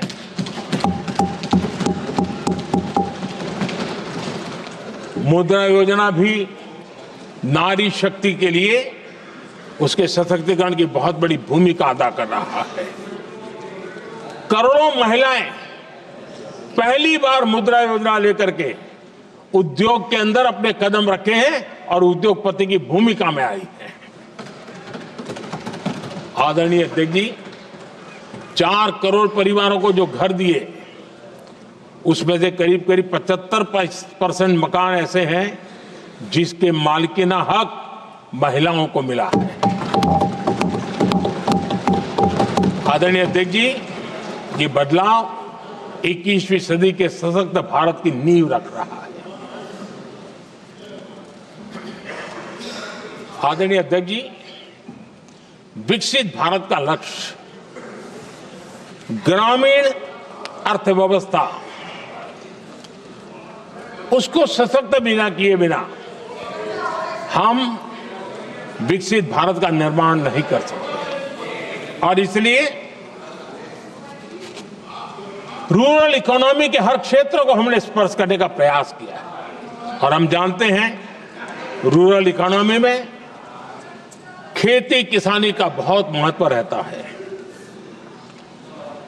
विकसित भारत के स्टार स्तंभों में हमारा किसान एक मजबूत स्तंभ है। बीते दशक में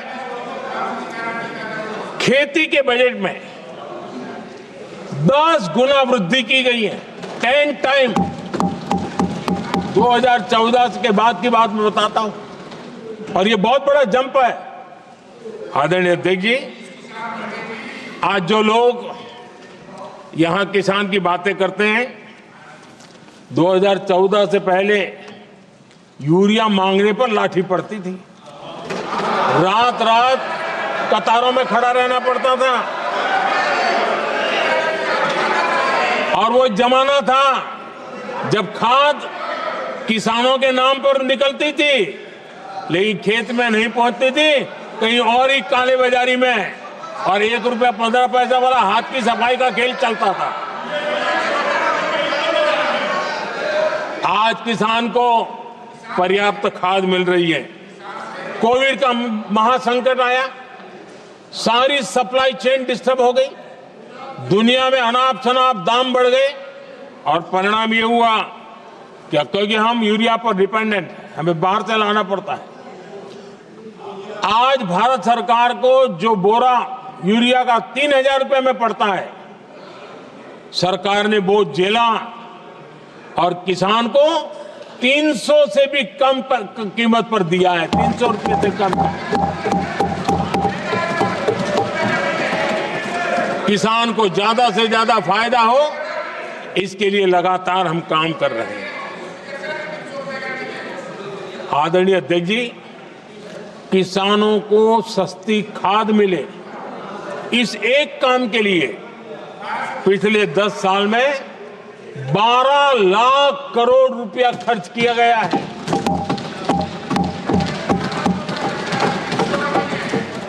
पीएम किसान सम्मान निधि, उसे करीब 3.5 लाख करोड़ रुपए डायरेक्ट किसान के खाते में पहुंचे हैं। हमने रिकॉर्ड एमएसपी भी बढ़ाया, और पहले की तुलना में बीते दशक में 3 गुना अधिक हमने खरीदी की है।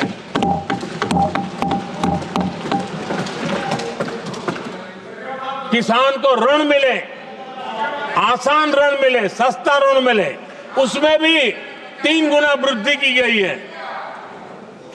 पहले प्राकृतिक आपदा में किसान को अपने हाल पर छोड़ दिया जाता था। हमारे सेवा काल के दौरान पीएम फसल बीमा के तहत 2 लाख करोड़ रुपए किसानों को मिले हैं।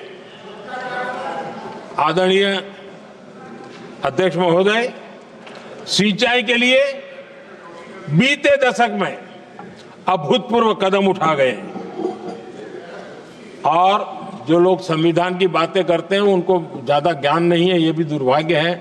बहुत कम लोगों को मालूम होगा कि हमारे देश में डॉक्टर बाबा साहब आम्बेडकर ने पानी की योजनाओं को लेकर इतना उनका विजन क्लियर था, इतना व्यापक था और इतना समावेशी था, जो आज भी हम लोगों को प्रेरणा देता है।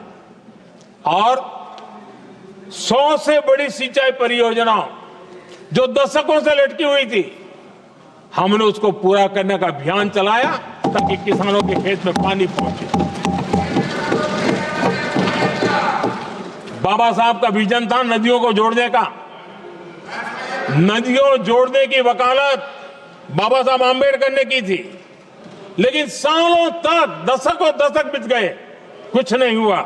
आज हमने केन बेतवा लिंक प्रोजेक्ट और पार्वती काली सिंह चंबल लिंक प्रोजेक्ट पर काम शुरू कर दिया।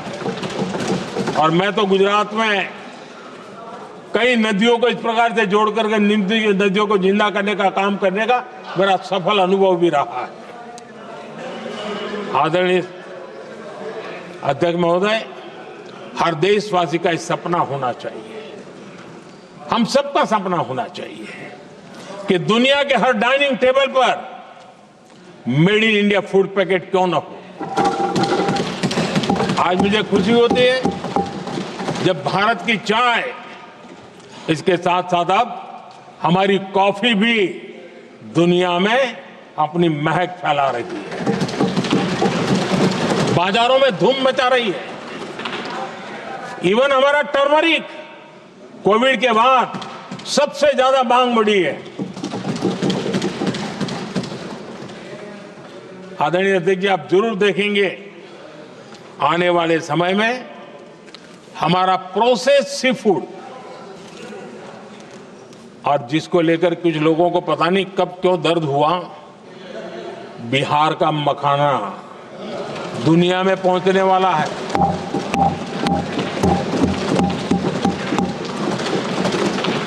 हमारा मोटा अनाज यानी श्री अन्न, ये भी दुनिया के बाजारों में भारत की शान बढ़ाएगा। आदरणीय अध्यक्ष महोदय, विकसित भारत के लिए फ्यूचर रेडी शहर वो भी बहुत जरूरी है। हमारा देश बहुत तेजी से अर्बनाइजेशन की ओर बढ़ रहा है और इसे चुनौती और संकट नहीं मानना चाहिए, इसे अवसर मानना चाहिए और हमने उस दिशा में काम आगे करना चाहिए। इंफ्रास्ट्रक्चर का विस्तार अवसरों का प्रसार होता है। जहां कनेक्टिविटी बढ़ती है वहां संभावनाएं भी बढ़ती हैं। दिल्ली यूपी को जोड़ने वाली पहली नमो रेल, उसका लोकार्पण था और मुझे भी उसमें यात्रा करने का अवसर मिला।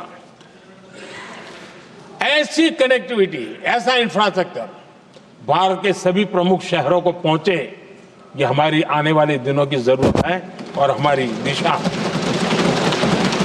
आदरणीय अध्यक्ष जी, 10 साल में दिल्ली का नेटवर्क डबल हुआ और आज टियर 2, टियर 3 सिटी में भी मेट्रो नेटवर्क पहुंच रहा है। आज हम सभी गर्व कर सकते हैं, आज भारत का मेट्रो नेटवर्क 1000 किलोमीटर पार कर गया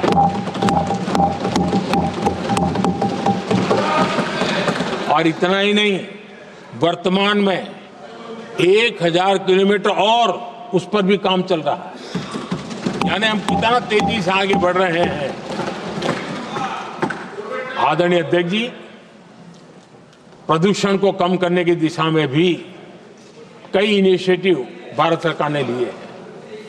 12,000 इलेक्ट्रिक बस हमने देश में दौड़ाना शुरू किया है और दिल्ली को भी बड़ी सेवा करी है, हमने दिल्ली को भी दिया है। आदरणीय अध्यक्ष जी, हमारे देश में एक नया अर्थव्यवस्था हमेशा समय समय पर उसका विस्तार होता रहता है। आज बड़े शहरों में गिग इकोनॉमी एक महत्वपूर्ण एरिया डेवलप हो रहा है।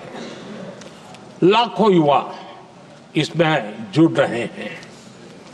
हमने इस बजट में कहा है कि ई श्रम पोर्टल पर ऐसे गिग वर्कर अपनी रजिस्ट्री करवाएं और वेरिफिकेशन के बाद उनको इस न्यू एज सर्विस इकोनॉमी है उसको हम किस प्रकार से सहायता कर सकें और उनको एक आईडी कार्ड मिले ई श्रम पोर्टल पे आने के बाद। और हमने कहा है कि इन गिग वर्कर्स को आयुष्मान योजना का भी लाभ दिया जाएगा ताकि गिग वर्कर को एक सही दिशा में जाने की सुविधा मिलेगी। और एक अनुमान है कि आज देश में करीब करीब 1 करोड़ गिग वर्कर है और उस दिशा में भी हम काम कर रहे हैं। आदरणीय अध्यक्ष महोदय, एमएसएमई सेक्टर बहुत बड़ी मात्रा में जॉब के अवसर लेकर आता है और ये ऐसा क्षेत्र है कि जिसमें रोजगार की अपार संभावनाएं हैं। ये छोटे उद्योग आत्मनिर्भर भारत के प्रतीक है। देश की अर्थव्यवस्था में हमारा एमएसएमई सेक्टर बहुत बड़ा योगदान दे रहा है। हमारी नीति साफ है, एमएसएमई को सरलता, सहूलियत और संबल, एक ऐसा क्षेत्र है जिसमें रोजगार की संभावना है। और इस बार हमने मिशन मैन्युफैक्चरिंग उस पर बल दिया है और एक मिशन मोड में हम मैन्युफैक्चरिंग सेक्टर मतलब कि एमएसएमई को बल देना और एमएसएमई के माध्यम से अनेक नौजवानों को रोजगार देना और स्किल डेवलपमेंट से रोजगार के लिए नौजवानों को तैयार करना, ऐसे पूरी इकोसिस्टम को हम बल देते हुए आगे बढ़ रहे हैं। एमएसएमई सेक्टर में सुधार के लिए कई पहलुओं पर हमने काम शुरू किया है। एमएसएमई के लिए क्राइटेरिया 2006 में बनाया गया था, उसे अपडेट नहीं किया गया। पिछले 10 वर्षों में इस क्राइटेरिया में हमने 2 बार अपग्रेडेशन करने का प्रयास किया और इस बार एक बहुत बड़ा जंप लगाया है। पहली बार 2020 में, दूसरी बार इस बजट में हमने एमएसएमई को आगे बढ़ाने का प्रयास किया है। हर तरफ उनको आर्थिक सहायता दी जा रही है। एमएसएमई के सामने चुनौती फॉर्मल फाइनेंशियल रिसोर्सेज की कमी की रही है। कोविड के संकट के काल में एमएसएमई को एक विशेष बल दिया गया। हमने खिलौना उद्योग उसको एक विशेष बल दिया। हमने कपड़ा उद्योग को विशेष बल दिया। उनको कैश फ्लो की कमी नहीं होने दी और बिना किसी गारंटी को लोन दिया। हजारों उद्योगों में लाखों नौकरियों की संभावनाएं बनी और नौकरियां सुरक्षित भी हुई। छोटे उद्योग, उनके लिए customize credit card, credit guarantee coverage, उस दिशा में हमने कदम उठाए जिसके कारण वो अपने ईज ऑफ डूइंग बिजनेस को भी बढ़ावा मिले और वो गैर जरूरी नियमों को कम करने का कारण उनका एडमिनिस्ट्रेटिव बोझ जो रहता था, एक आध व्यक्ति को उनको काम पर पैसा देना पड़ता था, वो भी बंद कर दिया गया। एमएसएमई को बढ़ावा देने के लिए जो हमने नई नीतियां बनाई है, आपको खुशी होगी, एक समय था 2014 के पहले खिलौने जैसी चीजें हम इंपोर्ट करते थे।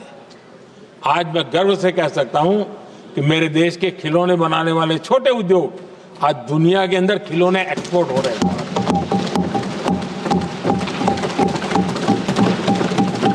और आयात में बहुत बड़ी गिरावट आई है। निर्यात में करीब 239% वृद्धि हुई है। एमएसएमई के जरिए संचालित ऐसे कई सेक्टर्स हैं जो दुनिया भर में अपनी पहचान बना रहे हैं। मेड इन इंडिया कपड़े, इलेक्ट्रॉनिक्स, इलेक्ट्रिकल गुड्स के सामान आज दूसरे देशों के जीवन का हिस्सा बन रहा है। आदरणीय अध्यक्ष जी, विकसित भारत के सपने को पूरा करने के लिए देश आगे बढ़ रहा है और बड़े आत्मविश्वास के साथ आगे बढ़ रहा है। विकसित भारत का सपना ये कोई सरकारी सपना नहीं होता है, वो 140 करोड़ देशवासियों का सपना है और इस सपने को हम सब ने जितनी ऊर्जा दे सकते हैं देने का प्रयास करना है। और दुनिया में उदाहरण है, 20-25 साल के कालखंड में दुनिया के कई देश विकसित बनकर के दिखाया है। तो भारत के पास तो सामर्थ्य अपार है। हमारे पास डेमोग्राफी है, डेमोक्रेसी है, डिमांड है। हम क्यों नहीं कर सकते? इस विश्वास के साथ हमें आगे बढ़ना है और हम भी 2047 जब देश आजाद होगा, तब आजादी के 100 साल होंगे जब, तब हम विकसित भारत बन के रहेंगे। ये सपने लेकर के चलना चाहिए। और आदरणीय अध्यक्ष जी, मैं विश्वास से कहता हूं, हमें और बड़े लक्ष्य पार करने, और हम करके रहेंगे। और माननीय अध्यक्ष जी, ये तो अभी हमारी तीसरी ही टर्म है।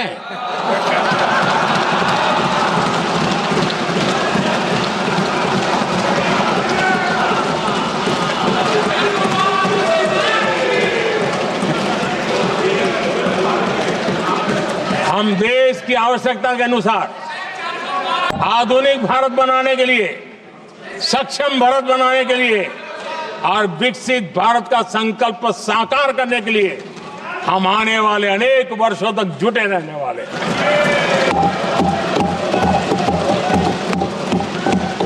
आदरणीय अध्यक्ष जी, मैं सभी दलों से आग्रह करता हूं, सभी नेताओं से आग्रह करता हूं, देशवासियों से आग्रह करता हूं, अपनी अपनी राजनीतिक विचारधाराएं होंगी, अपने अपने राजनीतिक कार्यक्रम होंगे, लेकिन देश से बड़ा कुछ नहीं हो सकता है। हम सब के लिए देश सर्वोपरि है और हम मिलकर के विकसित भारत के सपने को, अपना 140 करोड़ देशवासियों का सपना भी अपना सपना, इस सपने को लेकर के चल पड़े।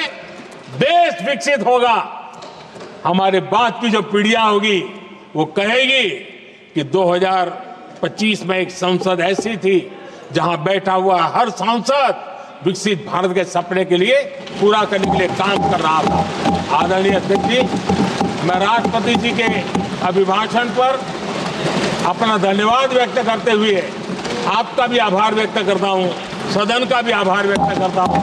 धन्यवाद।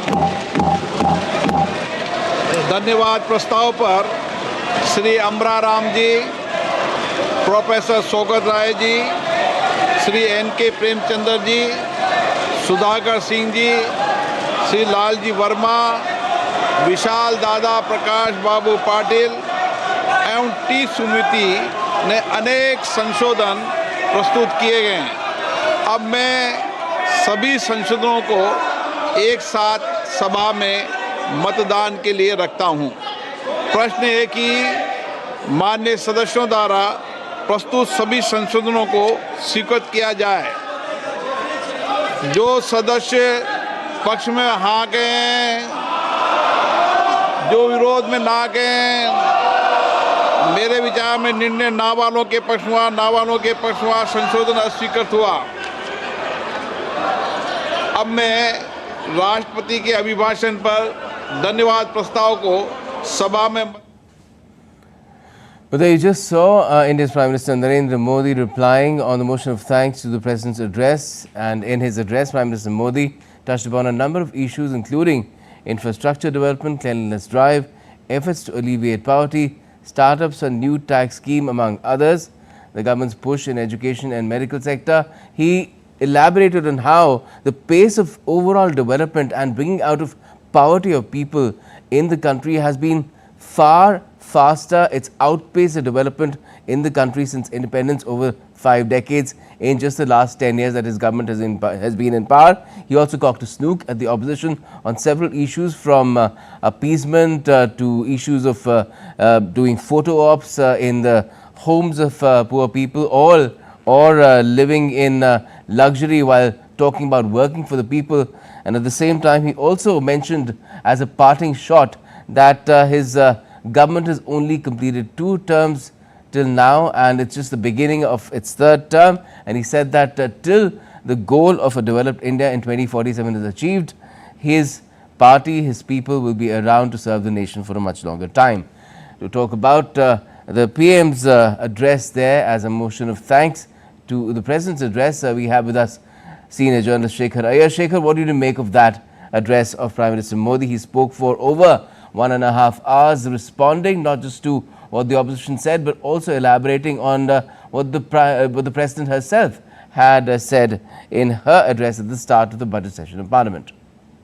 Thank you, Gautam. This was indeed one of the best speeches by the Prime Minister, where he not only completely demolished the allegations, insinuations of the past, last 2 days, starting with Rahul Gandhi himself, making all kinds of allegations against the Prime Minister, against this government.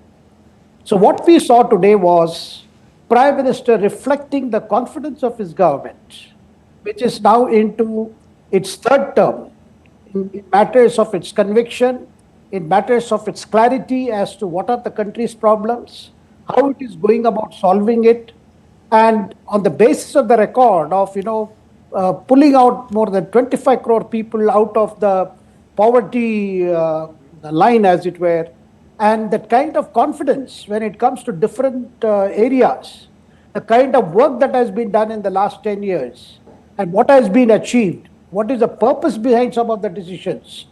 So at the same time, he also made it a point that this government is committed to the lot of the poor. This doesn't believe in empty slogans, which we have seen in the previous decades. It believes in taking action on the ground. And he reminded the opposition particularly, those leaders who keep talking of poverty, they did earlier also, they did today, because they are not connected to the ground reality. Whereas this government, this Prime Minister completely knows what is happening on the ground, and every decision, every effort to see that every pie, every rupee that is spent for social welfare programs, for tackling poverty, goes directly to the people.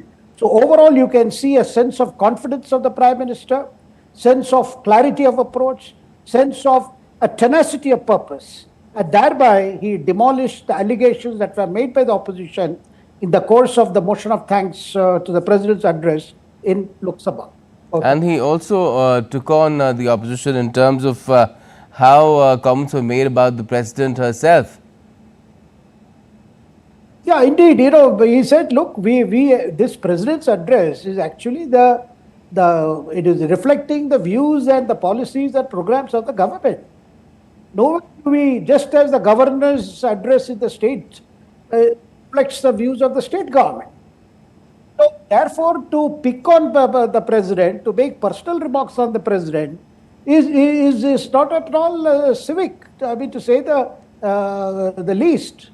Because, attacking the President, saying she's tired, she's a poor lady, this kind of remarks, which is directly, he was responding to what Sonia Gandhi had said soon after President's address. Because nowhere it is, you make any comments on the President personally. Because you may not agree with the President's address, which is the reflection of the union governments. And every year, the Parliament session begins with a joint address explaining what is the government's perception of things, what are its achievements, what are the problems, what are the challenges. So therefore, what was the need for either Rahul Gandhi or Sonia Gandhi to make remarks that it was a boring speech, she looked tired, she's a poor thing? I think Prime Minister directly took on this kind of remarks. It doesn't go with the spirit of our democracy. And that is why of course, he did not take the names of either Sonia Gandhi or Rahul Gandhi, but his message was very clear. And he also spoke about the way the opposition leaders have been speaking on the floor of the Parliament. Did he also take on effectively the kind of arguments that the opposition has been making on how, these are the charges of the opposition, that caste census is required because not enough has been done for those who were mistreated for so many centuries because of the caste factor? Did he offer sufficient evidence that a lot has been done for SCs, STs, the backwards, as well as even women? The Prime Minister's direct question on this aspect was, if you have, today you are raking up this issue of caste census, OBC and all that. But why did not the previous governments under Congress dispensation did not do a simple task of according a constitutional status to the Backward Class Commission? I mean, all this lip service today in the hope that this will bring some political dividend. Where was it earlier? And he listed the direct measures that were taken. He spoke about the number of medical seats available to Dalits 10 years ago, and what is it today? Similarly for OBCs. He gave figures as to say how it has jumped 10 times in the last decade, and which goes to show, look, there is no point in trying to appear that you are the only custodian of the downtrodden. But what have you done? And what is this government doing? What is happening on the ground?